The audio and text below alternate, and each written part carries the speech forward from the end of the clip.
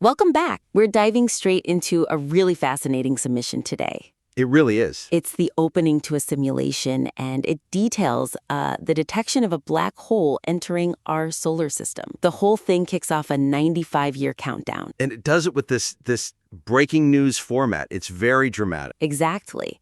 So our focus today is all about maximizing that immediate impact and, the structural clarity. So where do we start? I think we have to start with the first thing the listener experiences, which is the atmosphere, the mood. I agree. You look at how the writer's trying to set that mood, and you immediately see this very heavy use of sensory language. Very heavy. The material opens with this really dramatic repetition. It goes something like this: heat, heat. Breaking news tonight. Astronomers have detected unusual motion in the sun. And then it gives the timeline. Right.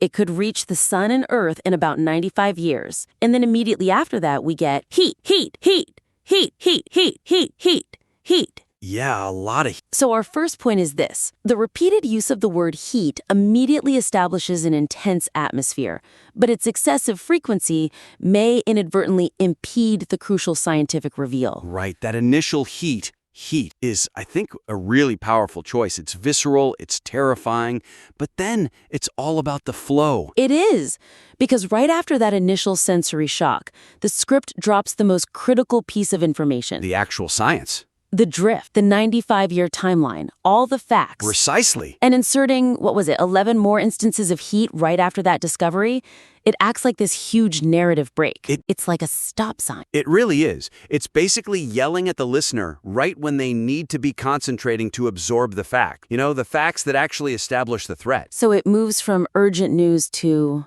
almost sensory annoyance. Exactly. The noise starts to override the logic. If you're trying to figure out what subtle but measurable drift actually means, and someone just keeps shouting heat at you, you stop processing. You just wait for it to be over. That's a really important distinction, that difference between sensory impact and just cognitive disruption. So how do we fix it? How do we keep that raw feeling without losing the listener? Well, my suggestion is to recontextualize or, significantly reduce the repetition. The goal is to let the audience absorb the technical basis for the threat first. So the feeling supports the facts, it doesn't steamroll them. Yes. You need the listener to understand why they should feel that overwhelming heat before you just drown them in it. I feel like a lot of writers can fall into that trap. They prioritize the big emotional moment over the setup that makes it work. Totally. So what are some actionable ways to fix this without, losing the power of that word? Okay, so I think there are a few creative solutions here. First, you could condense all that repetition down to one single explosive phrase.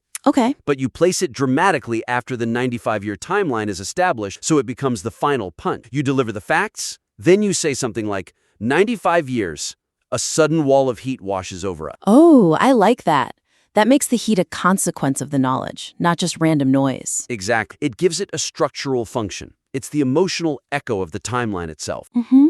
A second approach, and this is interesting for an audio piece, is to treat the repetition less as words to be spoken and more as an instruction for sound. So a note for the producer. Right. We're writing for the ear. That whole block of heat could just be a direction in the script. Something like sound cue, escalating high-frequency pulse sound. That's a great idea. It keeps the feeling of pressure, of sensory overload, but it doesn't stop the dialogue. Exact. And the third option, which is maybe the cleanest fix, is just to use the word selectively, like punctuation. For the most terrifying parts. Yes, you could just place one or two instances between, say, the mention of the massive unseen object and the 95 years timeline. It underscores the worst facts instead of flooding everything. It becomes this rhythmic, drumbeat of dread. A drumbeat, not a wall of static. I like that. Yeah. Okay, that's a brilliant way to look at that pacing challenge.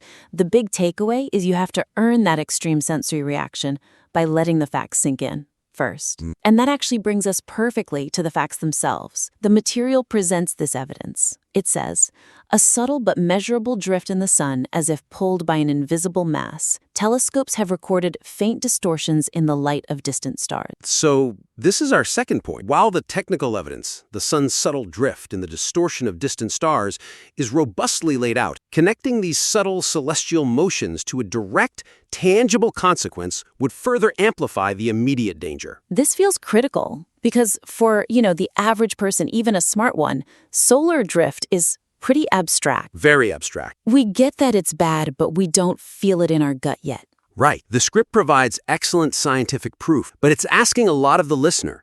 It's relying on their astronomical knowledge to grasp the sheer terror of a subtle but measurable drift. It's a missed opportunity. It is. It's a chance to translate that abstract science into a relatable effect on our lives, on our technology, before the 95-year clock even starts.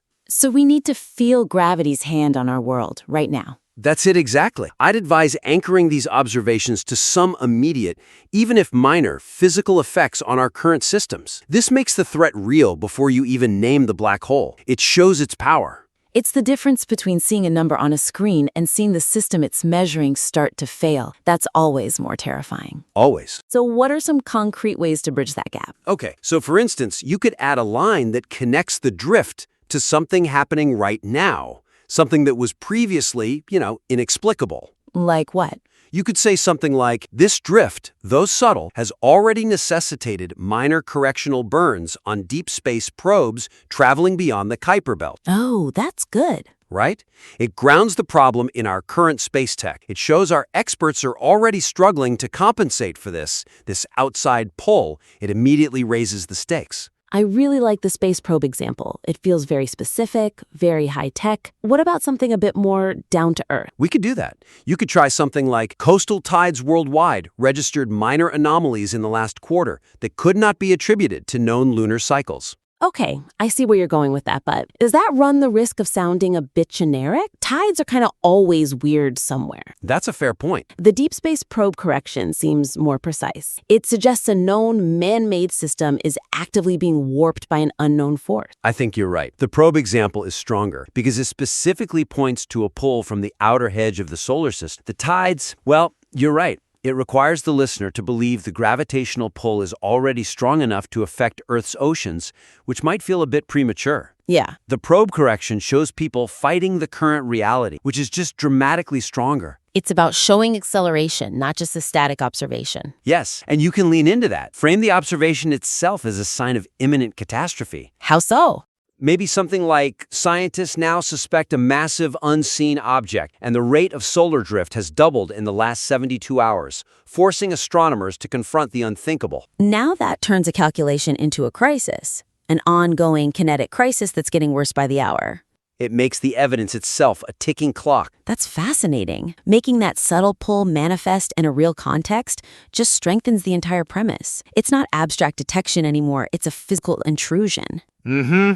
Okay, so we've covered that the facts need room to breathe and that they need to be grounded in reality. This all points to our third area of focus, which is more structural. The frame of the whole piece. Exactly. The title says this is a simulation, but the text itself kicks off like a real-time breaking news tonight report. Right. So, point 3. The material's structural integrity would be strengthened by explicitly defining how the title's label of simulation relates to the text's dramatic breaking news format. Because right now, that dissonance between the simulation frame and the real-time crisis tone, it creates instant confusion for the audience. It does. The listener has to stop and think, wait, am I listening to the start of a story or am I getting the rules for a thought experiment? And that pause is immersion breaking. Totally. You want them hooked on the terror of the news report, not debating the genre of the document they're experiencing. Breaking news is a punchy narrative tool, but simulation is a very conceptual, almost academic frame. They clash. So what's the fix? I'd recommend defining the narrative frame explicitly, right in the first few lines. You need to align the dramatic tone with the simulation title. Basically, you establish that the news report is the starting gun for the scenario. That makes sense. It would manage expectations right away. Completely. So what would that actually look like? If a writer wants to prioritize that structural clarity, what's an option? Well, one way is to just establish the simulation setting first. You sacrifice a tiny bit of that immediate news impact, but you gain total stability. You could open with something like, "Welcome to the Black Hole Encounter, 95-year countdown simulation. We begin the scenario with this hypothetical emergency broadcast." That's very clean. It tells the listener exactly what kind of ride they're on. But what if the writer really wants to keep that urgent, breaking news tonight punch? Is there a way to do both? Oh, absolutely. You can keep the news format, but just add one contextualizing line that makes it clear this broadcast is the start of the simulation. So the news is a trigger. It's the trigger. For example, breaking news tonight. This broadcast marks the beginning of the Black Sun Simulation Protocol, T-minus 95 years until the projected encounter. You see, the news report becomes the tool you use to start the scenario. I think that's the strongest option. It keeps the dramatic flair of that opening line, but it also respects the structural frame. It satisfies both needs. I think so too. And there is a third option if you wanted to lean really hard into the conceptual side. Which is? You could shift the opening away from a news report entirely and make it a system status update to better match the simulation concept. You'd lose the news aesthetic, but you'd get full concept. Like a computer booting up. Exactly. Simulation initialization complete. Scenario parameters locked. Status: new celestial body detected. Warning: subtle but measurable drift detected in the sun. It's clean, but you do lose that human element of the broadcast, which I think the writer really values here. I agree. Given the tone of the whole piece, I think integrating the news report as the start of the simulation is the most consistent fix. Okay, this has been a fantastic deep dive into 3 really critical areas for this script. It's great material to work with. It's already so creative, and these refinements are just about maximizing its unique impact. Let's just recap the 3 main areas for improvement. Okay. First, it was refining the use of that repetitive sensory language, the heat, so that it supports, not impedes, the delivery of the science, making sure emotion enhances the facts instead of overshadowing them. Right. And we talked about treating it as a sound cue or maybe using it more selectively, like punctuation. Exactly. Second, strengthening the immediate impact of the scientific evidence. So taking abstract ideas like solar drift and linking them to tangible physical effects. Like those correctional burns on Deep Space Probe. It makes the threat immediate, validating the urgency before you even have to explain it. And third, clarifying the structural relationship between the simulation frame and the breaking news narrative. Which we can do by just defining that news report as the official starting point of the simulation. It locks in audience expectations and prevents that little break in immersion right at the start. Perfect. This piece already has incredible momentum. It's got a terrifying concept at its core, and by just addressing that structural clarity and making sure the sensory language sharpens the science instead of dulling it, you're going to maximize the tension. And get the listener really invested in the next 95 years of this scenario. I really want to see how this opening develops. So please, once you've had a chance to work with these ideas, do send in the revised draft for another critique.